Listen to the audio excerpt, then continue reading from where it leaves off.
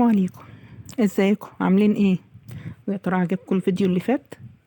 عشان في الفيديو ده هنكمل جزء جديد من أصل الحكاية للأساليب الردح المصرية القديمة في أحيائنا الشعبية.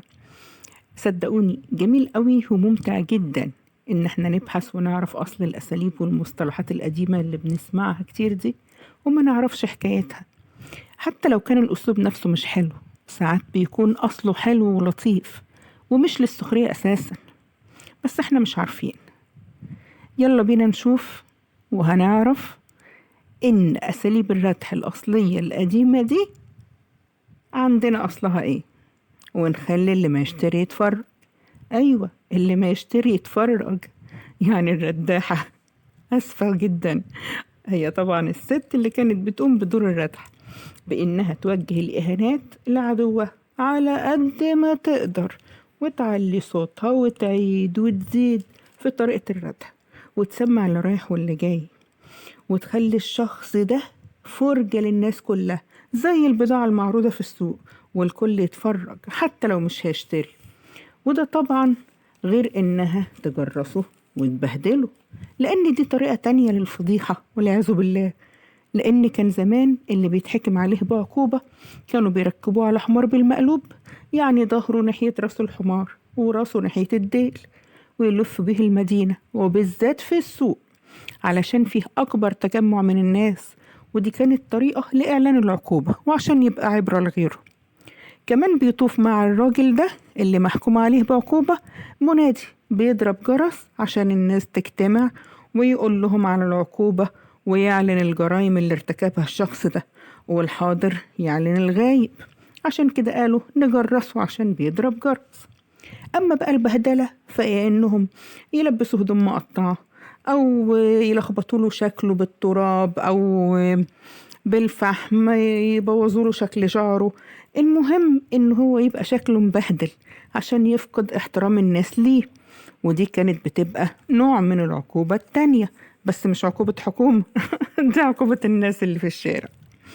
نيجي بقى للكبيرة واللي اشتهرت قوي ومحدش عارف ليه ولا مين ده، وهم طريقتين، وأكيد ناس كتير قوي عايزة تعرف اشمعنى الاسم ده. من زمان قوي وأنا برضو كان نفسي أعرف.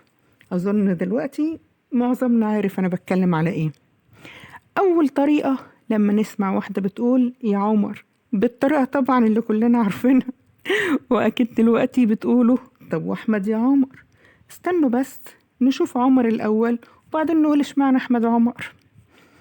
كلمة يا عمر كانت من أيام العصر الفاطمي بسبب اختلاف المذاهب زي ما بنسمع كده شيعة وأهل سنة والمذاهب اللي هي الدينية يعني.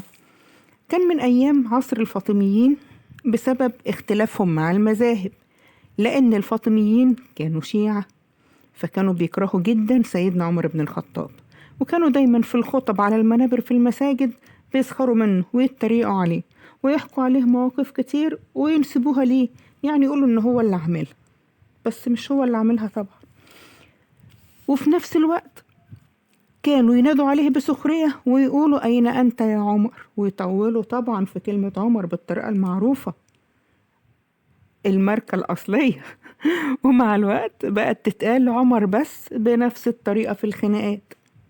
أما بقى الأستاذ أحمد عمر اللي دايما بينادوا عليه يا أحمد يا عمر بنفس الطريقة، فده كان شاب أسمر وسيم جدا وطويل ورشيق، كان ساكن في حارة قديمة من الحارات المصرية.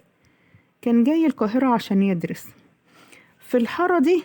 كان معظم الرجالة ما كانوا في الحرب موجودين على الجبهة، ما كانوش عايشين في الحارة، فكانت طبعا الستات كلها لفت نظرها ليهم، فبقت إن الستات كلها بتحب الشخص ده، وهو كمان كان مقضيها، يعني يروح يطلع من عند دي يروح عند دي وكل شوية في بيت.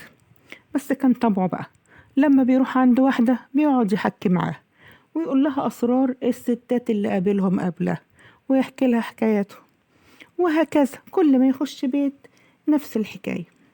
لحد ما جه راجل عجوز من سكان الحارة دي بعت للرجالة اللي على الجبهة وعرفهم الموضوع، فرجعوا بسرعة يدوروا على أحمد عمر عشان ينتقموا منه، واللي كان لحق نفسه وهرب وساب الحار.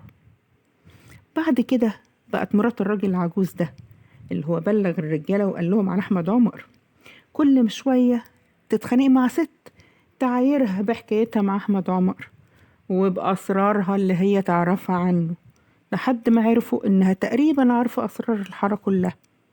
لحد ما ست اتجرأت وقفت لها وقالت لها محدش يعرف الحكايات دي غير أحمد عمر نفسه. يعني عرفتها إن انت كمان كان أحمد عمر بيجيلك.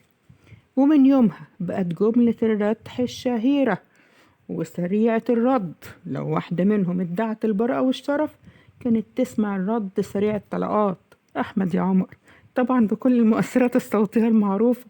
وبطلوا ده واسمعوا ده. يا ترى ايه الحكاية اللي عجبتكم أكتر؟ اكتبوا لي في الكومنتات وقولوا رأيكم، واشوفكم المرة الجاية مع أمثالنا الشعبية. السلام عليكم.